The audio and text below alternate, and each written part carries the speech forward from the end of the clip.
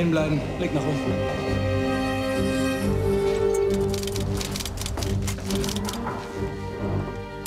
Herein. Hände unter die Schenkelflächen nach unten. Was haben Sie uns zu erzählen? Ich habe nichts getan. Donc on peut distinguer trois périodes de l'histoire de la Stasi.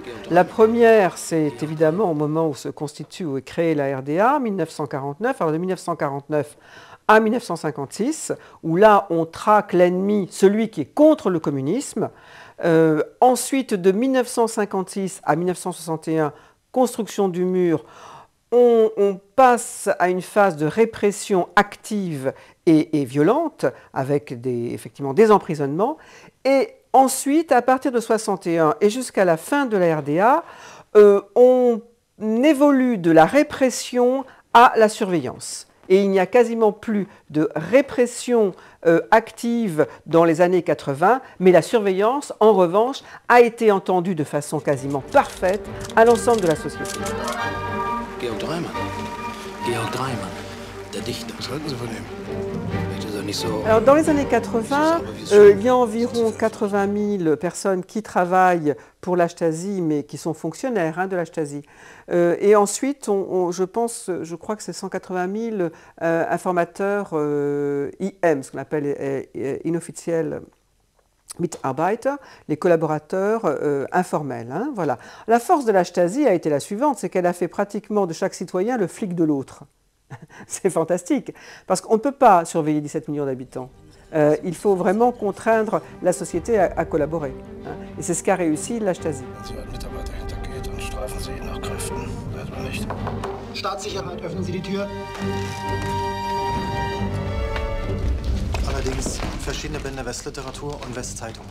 À la chute du mur et quand l'Allemagne de l'Est, quand il y a eu la réunification de l'Allemagne, il y a eu un ministère, enfin c'était même pas un ministère, peut-être, il y a eu un ministère de la police de sécurité d'État d'Allemagne de l'Est qui a été créé, avec des postes de chercheurs et d'archivistes même, pour archiver ces millions de fiches qu'il y avait sur les millions de personnes qui avaient été surveillées et écoutées.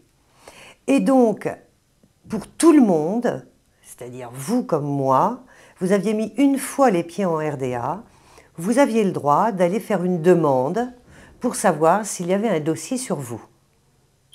Et donc c'est ce que j'ai fait. 2 ans plus tard, j'ai reçu un dossier avec tout photocopié entièrement, tout mon dossier. Ça fait quand même froid dans le dos de se rendre compte que ces surveillances sont faites, sont faites comme ça sur du papier.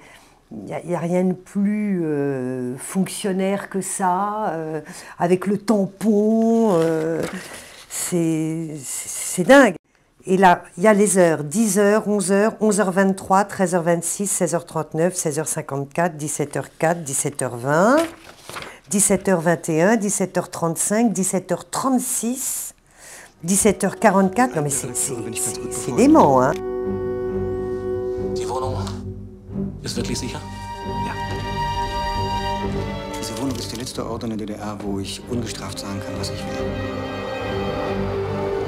Ce qui frappe le plus quand on a un dossier de la Stasi entre les mains, c'est la somme d'informations inutiles qui est inscrite. Et dans le film, on montre bien, ils écoutent ce qui se passe et ils notent, ils ont mangé, enfin, c'est d'une trivialité mais aberrante. Et parfois, on s'endort sur les dossiers de la Stasi parce que c'est répétitif. La vie des gens, c'est pas un roman, hein. Plus souvent, c'est le quotidien, ça n'a rien d'excitant. Irgendetwas gefällt mir da nicht. Bist du noch auf der richtigen Seite? Ja. Dann versau's ihn noch einmal. Je ne dirais pas que tous les personnages de la Stasi étaient comme ça, mais dans la plupart des cas, les officiers de la Stasi étaient recrutés sur la base d'une réelle adhésion au système. Dans la plupart des cas, ceux qui croyaient dans ce système, même avec toutes ces faiblesses et toutes les critiques qu'on peut lui apporter, et au sein de la Stasi, ont critiqué aussi le régime. La plupart des cas, l'origine de l'adhésion était de deux sortes. D'abord, c'était une Allemagne qui s'était construite contre l'Allemagne nazie, hein, et ça, c'était très fort dans les consciences. Nous sommes l'anti-Allemagne nazie. Hein. Nous sommes dans la continuité des antifascistes, les seuls héros dont l'Allemagne peut se prévaloir au XXe siècle, il faut bien dire.